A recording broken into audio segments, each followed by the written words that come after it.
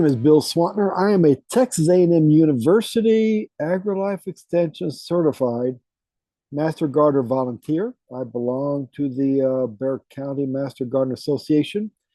This is a series of videos that sort of explore each of the chapters of the Texas Master Gardener Handbook. This is chapter 4. It's on plant propagation. The book has various methods of propagation that I don't use. I don't do grafting. I don't worry so much about air layering.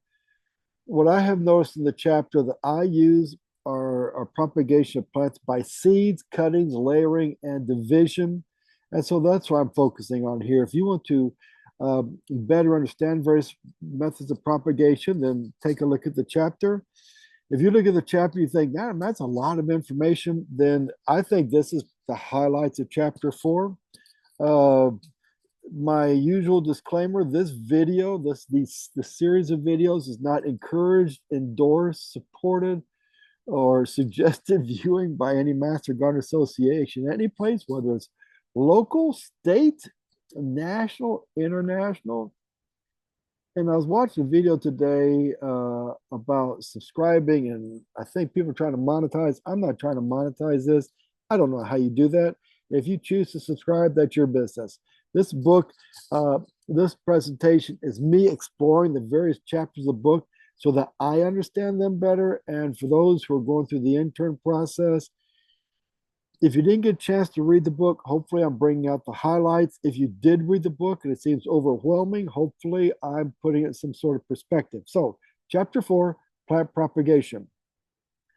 2 types of reproduction on plants: sexual reproduction, asexual. Sexual is seeds, and asexual is basically this presentation. Rule number 1, know your plant.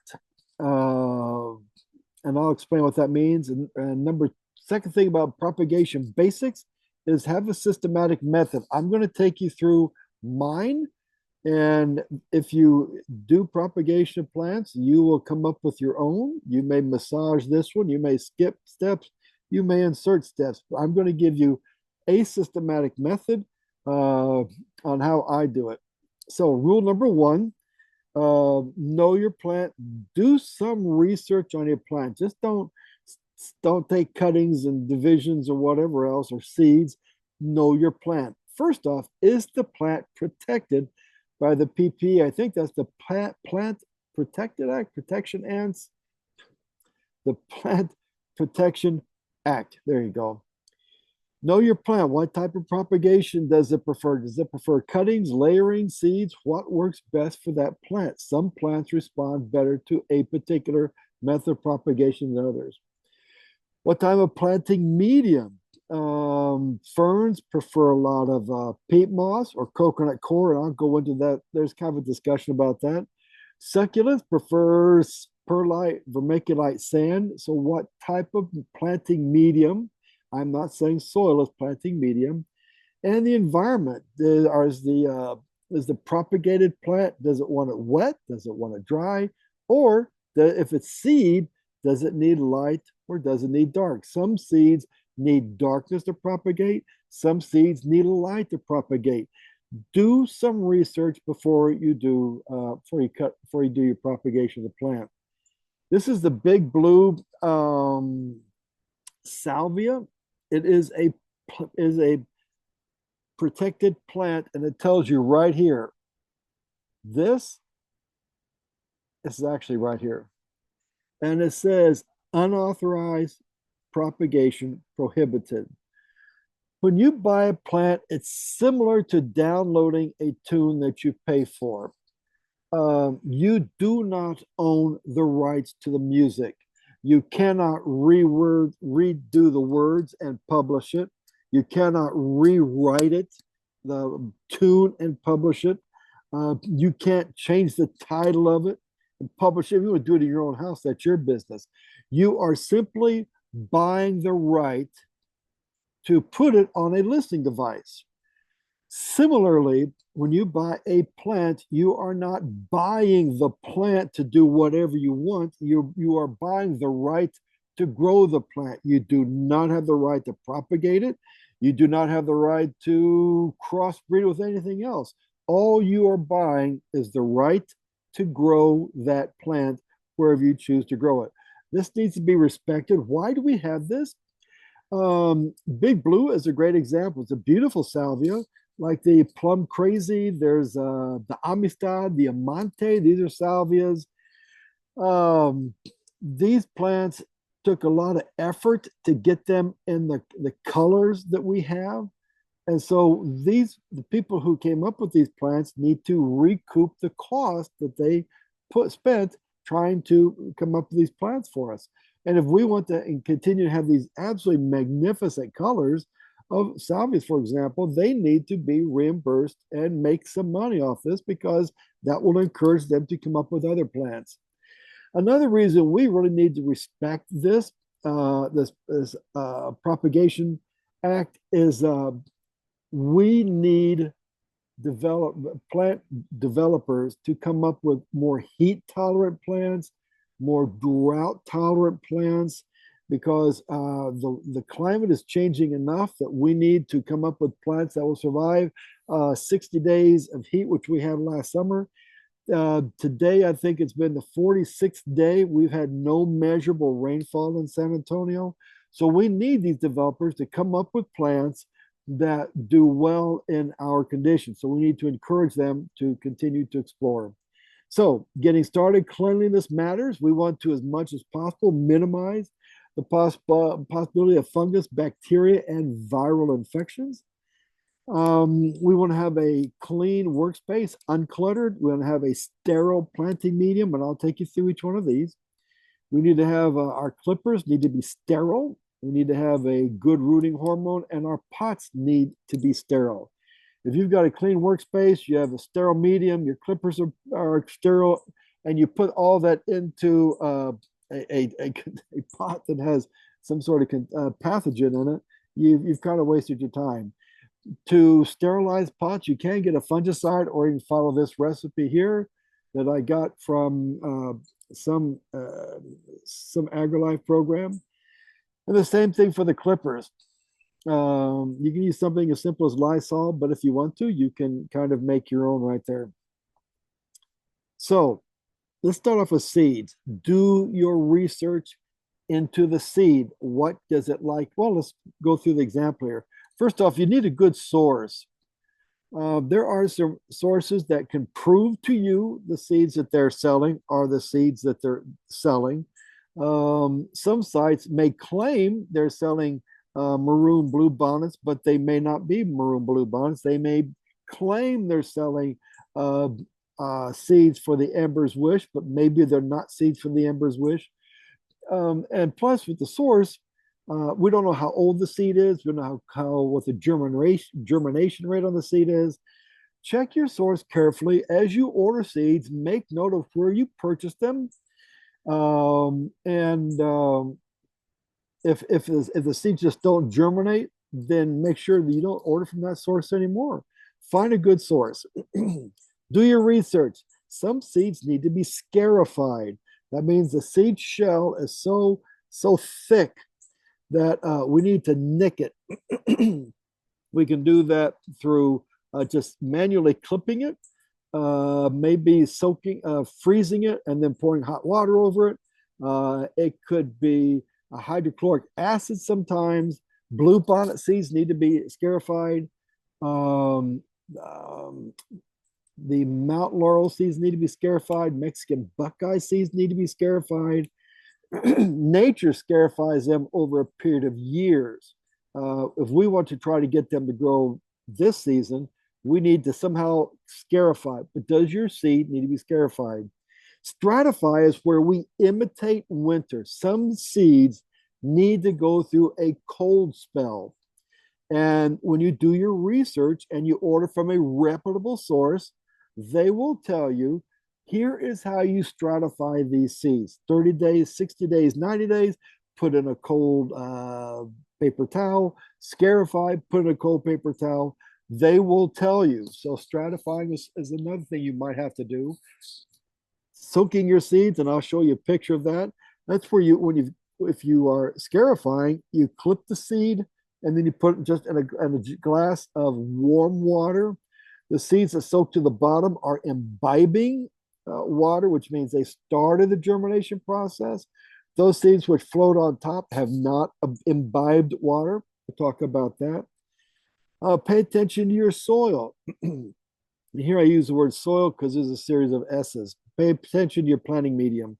And then how do you store your seeds? And I'll show you mine. This is the bluebonnet seeds I was telling you about. So this is, I can't read the writing, but there's going to be red, white, maroon, and the sandy land bluebonnet, which grows along 290. You can't really see it here, but this is the best picture I could do. Down here are seeds that sunk. It's interesting because some of them have a little air bubble coming out of them. You can't really see it, but on the side over here, because the glass is too fancy, there's some seeds floating. I threw those away. I planted these. And here's what it looks like. Every tray is labeled, and I'll get to that later. Don't think, well, I'll just label the first tray and I will know the rest of them are what they are, because sometimes things get rearranged. Grandkids move things. You have to move plants around, the containers around. You can't remember. Maybe they got messed up a little bit. Every six pack, every pot gets labeled. This is how I store my seeds. I bought this on the internet. It's a large container, and then the inside are individual containers. And then the A, B, C, D, I have this on a spreadsheet, on Excel program on my computer. And as I get seeds, I assign them a container and a location, and I make sure that corresponds to my Excel sheet. All right, seeds need the correct temperature. If the temperature is too cold or too hot, the germination process can still take place. It just takes place more slowly. So there are temperatures, and you can find this when you research your plant. It will tell you that this particular seed needs this range of temperatures before it can effectively begin the germination process. Water is then imbibed. Remember, I showed you that picture of those seeds that I cut. Water is imbibed. The water inside starts the germination process. I think that was chapter 3. And then oxygen is used when the respiration begins, and you begin your roots and shoots. And here, out of this seed, here is the root. This is the first thing that happens, and this is the shoot. I think this is the radicle, and this is the cotyledon. And you go back to monocots and dicots, that's chapter 2, but you already knew that. All right, the planting medium. Let's spend some time on peat moss and coconut coir. Peat moss is mined from peat bogs. Peat bog can take any place from 9 to 12 to 15,000 years to form. And so when we kind of mine that peat bog in a matter of weeks, to replace that peat bog is going to take 9 to 12 to 15,000 years.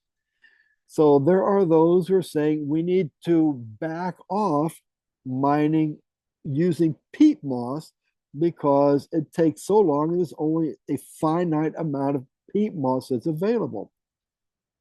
There are those who say, but if you look at it, we have only mined 2% of the peat. So it's not really an issue. Those are both sides of the story. I'll let you figure it out. In place of peat moss, people are suggesting that we use coconut coir or coconut coir. Coconut coir is the husk from a coconut, and they treat it in a way that it comes in a square block like this. Sometimes you can find it already fluffed up or whatever. It costs more money, but it comes in this block. You put the block into something like a wheelbarrow, and then you slowly add 4 to 5 gallons of water, and it will turn into a really great fluffy stuff, just like that. And this is the block that I bought, and that's what it looked like when I added water to it. Peat moss, because it's been soaking in water, tends to be acidic. Coconut coir tends to be more pH neutral. For those of you who truly want to become master gardeners, more than simply certified master gardeners, you really want to become more of a master gardener, research peat moss. Understand the different grades of peat moss from blonde, which is number one, down to the darkest peat moss, and how the characteristics of the traits of the blonde peat moss as opposed to the darker peat moss. Peat moss by nature does not like water. It is hydrophobic, but it retains water. Why does it do that? I'm not going to tell you because that's what research is for. And that's what master gardeners do. We research. Plus, I'll put a video on it anyway. So we need something that maintains water, and that's what peat moss and coconut coir does. But we need something to drain water, and that is what perlite, vermiculite, and sand. When I studied plant propagation with Dr. Elise DeLuc from Texas State University, she liked using sand, large grain sand, not the real fine sand. That doesn't work so much. When we go for cuttings, we do not use soil from the ground. There may be pathogens in there. We do not need compost. We do not need fertilizer. All you need is something that drains and something that maintains. Coconut coir, perlite, peat moss, vermiculite, you make that decision. If you have used a planting medium before and you want to reuse it, here's a recipe for you right there, and I'll let you figure that out. This is my workspace. Ideally, it would be stainless steel. It's not. This is the best I have. I let it dry out. Hopefully that kills any of the bad stuff on there. Here are the tools that I use. I have a screen, and I'll go through that process for you. The planting medium is right here. This is going to be that's coconut coir, vermiculite, and perlite. A cup for disinfecting. So when I do my cuttings, there's my clippers. The water container will be in here. The what's next? Pencil, because everything is labeled. Here's the label for everything. Here's the pot. Here's the pot I'm gonna put things in. Here is the enclosure, and there is the rooting hormone. So let's take a look at these.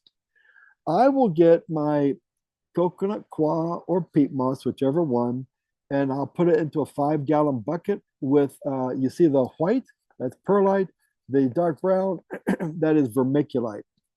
What I do is if I'll put five helpings of coconut coir. I'll put in 3 perlite, then I'll put in 2 vermiculite. Why? It's just what I do. And then I put it in this composter, which serves some purpose, and I mix it up really good. This is what it looks like right here. I then run it through this screen, and it takes out the larger piece of coconut coir that did not break up, takes out the larger pieces of perlite. So that is the planting medium. This is the rooting hormone. This is a powdered hormone. What we do when we take our cutting is we place the tip of the cutting into the rooting hormone, just touch it and then take it away. We don't want to glob it on there because if you remember chapter 3, we want roots to grow from here. And if we have it clumped up with rooting hormone, the roots can't get through. So we just touch it on the bottom, and that's all we need. So this is a rooting hormone. It's a powder. This is a rooting hormone that is a gel. This is a rooting hormone that is a liquid. The liquid, you would put the concentrate into this container that comes with it. You'll fill it to the bottom one right here. That's how much concentrate you need. Now, if you're going to propagate woody perennials, then you want really kind of a concentrated amount. So you may fill it to this first level right here. If you're doing something like coleus, then you put it on the 3rd level. But here's why I put it on the 2nd level, just to show you it's diluted and it's a medium concentration, and that'll take care of most plants. So this is my setup. This is what I call the beast. This is for seeds. These lights go down to the very top of the seed container. This is another one with the lights. These are full spectrum lights. I have 1, 2, 3, 4 double LED lights on the top, fluorescent lights, and the same thing on the second one. This has room for 22 inches to allow the plants to grow if I need them to.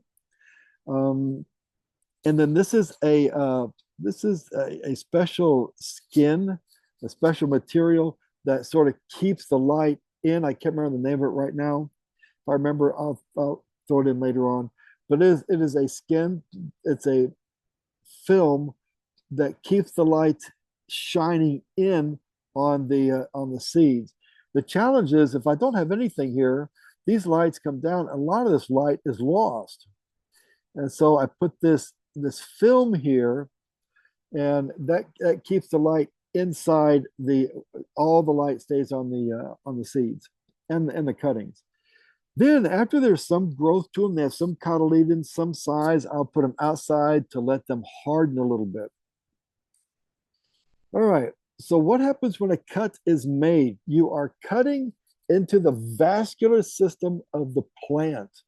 You remember from chapter 3, you had xylem and phloem going from the shoots down to the roots, being stored in the roots. All that's interrupted because you cut it. And so there's no more flow of water and nutrients. The plant wants to seal that wound off. If you remember from chapter 3, the hormone, the auxin is activated and rushes down there to form more roots. So here we go. The method on making cuttings. Moisten the soil. Do not put cuttings into a dry soil. It needs to be moist. You can use distilled water, aged tap water. Aged tap water means you pour the water into a container, it's sat for 2 or 3 hours, let some of the chemicals sort of evaporate. You can use rainwater. I use rainwater. Is it the most sanitary? I don't know. I don't really seem to have an issue with it. I use rainwater because it's here. You want healthy plants. You want that turgid pressure. Remember, that's out chapter 3, where it's nice and firm. If it's bent over, it's suffering. And if you cut into a weak plant's vascular system, you may increase the chances of it dying. So you want it to be good and firm. Sometimes you may want to water the plants the day before you take cuttings. And then once you make the cuttings, you want to protect them immediately. Don't take a series of cuttings, just lay them on your table and I'll get to them when I get to them. When you make a cutting, pot it up. Or if you're out and about, you're in a neighbor's house, they said they have some cuttings you could put them in a folded over paper towel and put that in a plastic bag to hold that moisture in there so that it minimizes the suffering of the plant. You want to remove any flowers because the plant wants to produce flowers and we want it to grow roots. So you remove the flowers. Making the cut, make it below the third or fourth node, generally speaking, or nothing else, 3 to 4 inches. Some people, and it's right below the node, right below I'll show you what that looks like.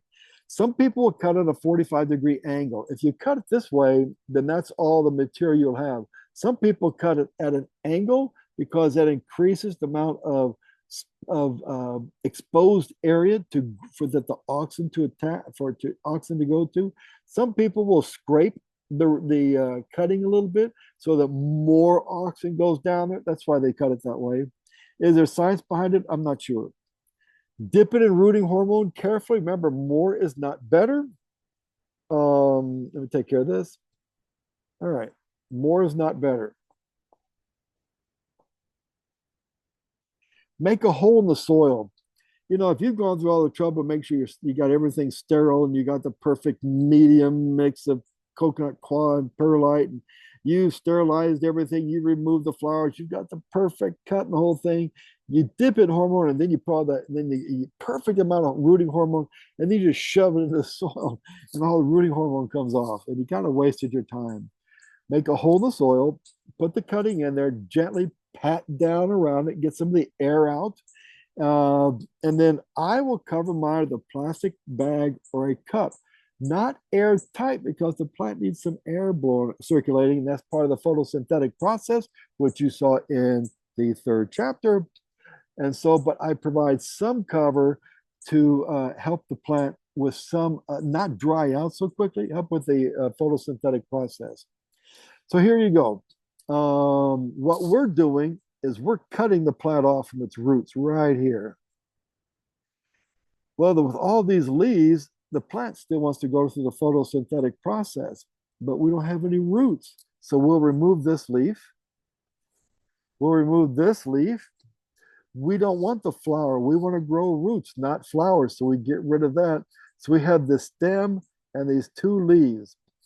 If those leaves are too big, the plants want to go through the photosynthetic process, but it can't. And you increase the chance of dying. So we may cut these leaves in half. And we want just enough leaf to go through the photosynthesis process, but not too much leaf that it tries to draw water nutrients that just aren't there. And then we put in a shady spot, keep it away from that sunlight.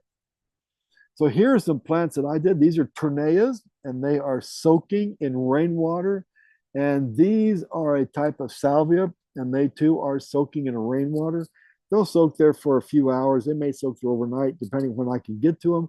That way, when I get to them, they're nice and firm, good turgid pressure. This is a pink Sprite. I chose this one because the nodes are far apart.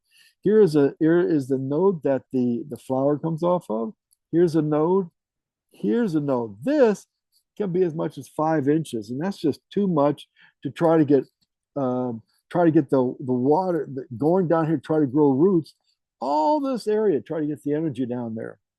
So what I did was I cut off the flower, and then I have one node, two nodes. That's for me, that was still too far apart. The pink Sprite salvia is pretty easy to propagate. So what I did was I went down to just the first node.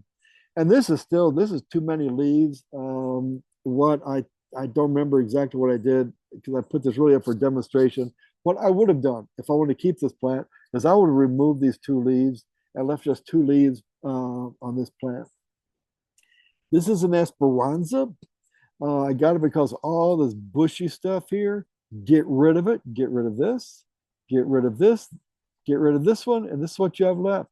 1, 2, 3, 4 nodes. I don't need 4 nodes. I need 2 nodes right below the second node. The node is because this is where there's a lot of cells and a lot of oxygen because it wants to grow roots, it wants to grow shoots. And so you cut right below that so that all that energy is there ready to do something. So from this big, huge plant, which is like that, this is what I have left. This is the Mystic Spires. I have this up here because Mystic Spires are a challenge. First off, no flowers. You know that by now. All these leaves, I don't want all those leaves. The Mystic Spires I have here because it has this characteristic Y. And what do you do with that? Well, I keep the Y, but I only want 2 nodes, so I get rid of this, and I'm down to this. Cut below the node, let it seal. All the oxygen is going to rush down here, plus the synthetic oxygen you have here will increase the possibility of it rooting. But I keep the Y, and so you can see the size of the plant eventually. It looks like that's 2 nodes. The first node's up in here. Okay, so that's cuttings. Let's talk about layering. What layering is best done seasonally in the spring or early summer before it starts getting too hot and the plants are under stress and the soil starts drying up. You want to select a healthy stem to propagate. Okay, let's back up on layering. Some plants will grow up and they'll have their flowers, but they also have limbs that lay down and they have their flowers. I'm thinking of plumbago, which is both blue and white. Turk's cap, which comes in red, pink, and white. I'm thinking Flamacanthus. These branches that lay down, this is the ones we are going to layer. So you want to select a good, healthy stem. You want to scrape the skin just a little bit. You want to surround that area with rooting hormone. You're going to cover it with good soil, and then you're going to pin it. And I'll show you what this looks like. When the roots have taken place, and you're going to have to go out and check it, and you keep it watered. But when the roots have started to develop here, you'll cut it from the mother plant, and now you have a new plant that you place. I place mine in a container to help them grow a little bit. Here is a Turk's cap, and you'll see what happened here. What I did. There are the roots that are growing out of this area that was selected, scraped on the bottom, some rooting hormone added, and there's the roots. Here's another picture of another Turk's cap. Here is my knife to do the scraping. Here's the rooting hormone. It's a powder. Here are the clips. Those are fabric, garden fabric clips. You can see here the lightly discolored area. I scraped it. I covered it with that rooting hormone, and then I put the pins in. And I didn't show all that. Put the pins in here. Put the pins in here, and that's what it ended up looking like. Um, so this is kind of the same thing. Oh, you can see the little bit of the pin right here. This is a plumbago. Same thing. Found an area, scraped it, pinned it, kept it moist, and I had a plumbago plant. I want to do this lantana, and but I tried to, but it was the plant here was growing in a pot, and I thought, let me try this. I mean, if it works, I'll put in the video. If it doesn't work, you'll never hear about it. This is a 3.5 inch square pot. I filled it full of potting medium. You see there's the perlite. This is coconut coir. I scraped the underside of the lantana. I laid it on the soil. The pins were too deep, too large, and they couldn't hold it down. So I just kind of gently laid these two rocks on there. Sure enough, it worked. So I got a second lantana plant. So we talked about seeds. Do your research. Does need to be scarified, stratified, soaked, etc., and stored. We talked about cuttings, a couple nodes underneath the node. We just talked about layering. Some plants do well in layering, and then division. This is plant division. This is not bulb division. Rule number one, do your research. Does this plant propagate through division? If it doesn't, don't do it. All right, so you dig up the plant, you avoid damaging the roots the best you can. You carefully divide the plant. If you want to, you can dip it in rooting hormone, dip and put it in the correct size hole that's been pre-moistened, press soil around it, rewater thoroughly. So here's a liriope. This is a large plant. And so what I did was I dug it up and I started dividing. See, here's a plant here, here's a plant, there's a plant, there, there. All I need are these root hairs right there. And I just divide them by hand. Plant division you also do with ferns. They give these really, Boston ferns especially, they're really thick roots, and you need a special knife, maybe called a hori, Hori dash Hori, has a serrated edge. You can kind of cut through it. But this one plant gave me all of these plants here. I think I had about 20 or 24. And so some plants do well with division, some plants do not. These are some Shasta daisies, and I just need to make sure that when I divided them, I got roots. If I didn't get roots, I made a mistake and I'd throw them away. Then I had to cut some of this back because that was just too much leaf for those young plants. So that's basically the 4 types of propagation out of chapter 4 I find that I use. As I said earlier, I don't do grafting. I don't do air layering. They can do things microscopically. I don't have any of that. If you want to explore propagation of plants, this is a great book put out by the American Horticulture Society. And it covers all the plants. Some of them do not apply to us, but they can tell you all about planting mediums, perlite, vermiculite, whatever it is. They'll talk about different methods. So that is a great book. If you want to become more knowledgeable about propagating Texas plants, this is the book that Dr. DeLuke from Texas State recommended that we find in the bookstore. I think it's out of print, but I found it online for a pretty reasonable price. They will tell you about propagating Texas plants, or go to the Lady Bird Johnson Wildflower Center, sponsored by the University of Texas at Austin, and they will tell you specifically how plants prefer their to be propagated. So this is chapter 4 of the Texas Master Gardener Handbook, and I hope this presentation has helped.